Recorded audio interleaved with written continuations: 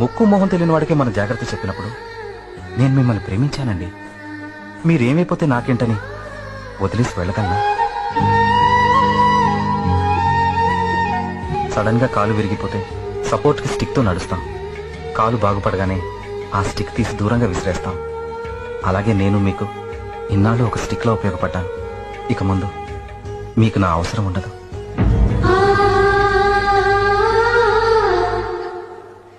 తెలుసో తెలియకో ఈ మధ్యకాలంలో రాధ నన్ను ప్రేమించడం మొదలుపెట్టింది.